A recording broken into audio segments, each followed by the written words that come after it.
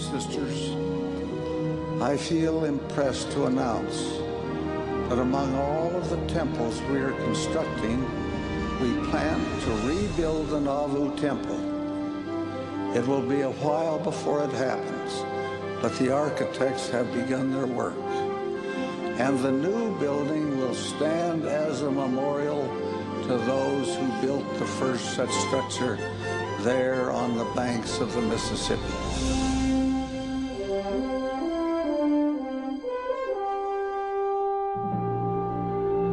I think rebuilding the Nauvoo Temple is one of the most exciting things to go on right now.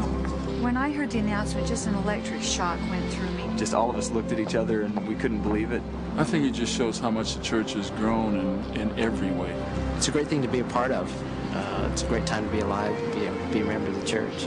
That was the temple that was built, and so much suffering went in by the saints, and it was burnt. It was destroyed, and it was just wonderful to know, and I'm sure they would be pleased to know that it was being rebuilt. There's great significance not only to the church but to the world that the Nauvoo Temple is being reconstructed. It was there that the temple ordinances were revealed and the purposes of them. And Joseph Smith, though a very young man at the time, received the supernal revelation indicating that these things were from before the foundation of the world, and that this was the fullness of the priesthood being given to these people. The fact that we can go back now, after all of these years, and reconstruct the Nauvoo Temple is a fulfillment and at once a beginning of sacred and holy things for the whole human family.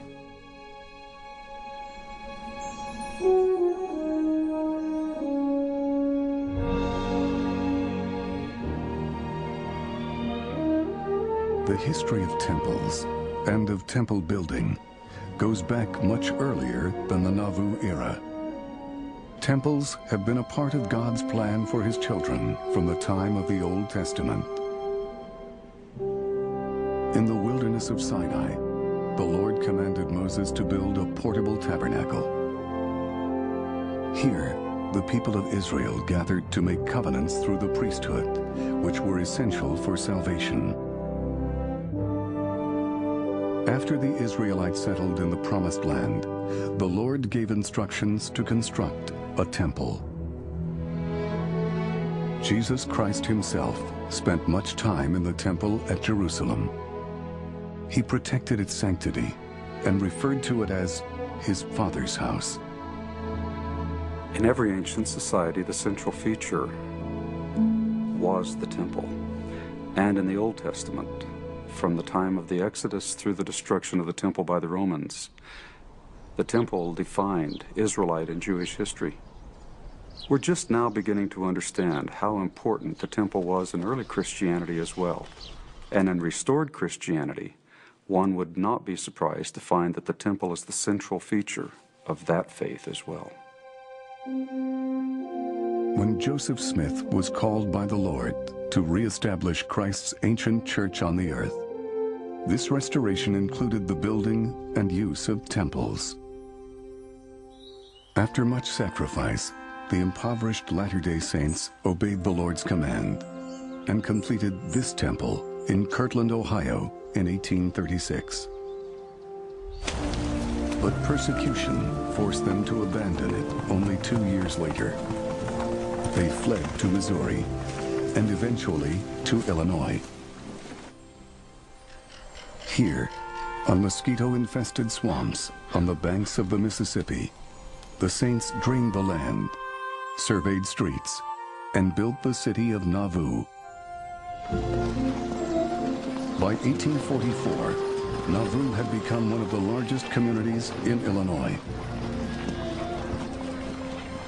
While establishing this city, the Lord commanded the Saints to build yet another temple. It would become known as the Nauvoo Temple. In the 1840s, a building of this size, of this nature, of this construction, did not exist in frontier America.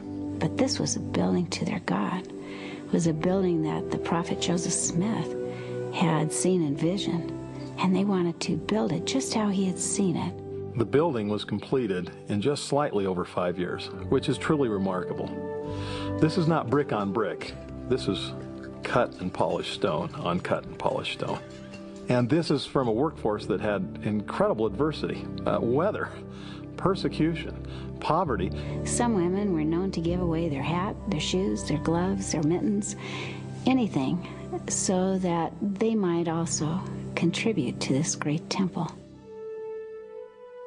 But as they labored, persecution increased. Joseph Smith was killed, and enemies of the church threatened to destroy Nauvoo. The saints knew they would have to leave to find peace. They knew they would have to abandon yet another house of God.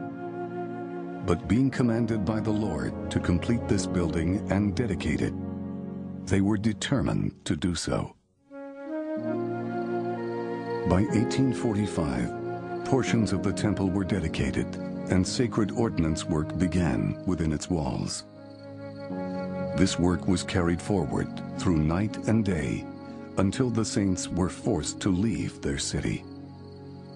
I can see the people in 1846, the wagons on that bitter, bitter cold day going down Parley Street to the water's edge, getting on a barge, moving across the Mississippi River up onto the higher ground, and looking back on this sacred structure which they had labored so hard to build, and realizing that never in this life would they see it again.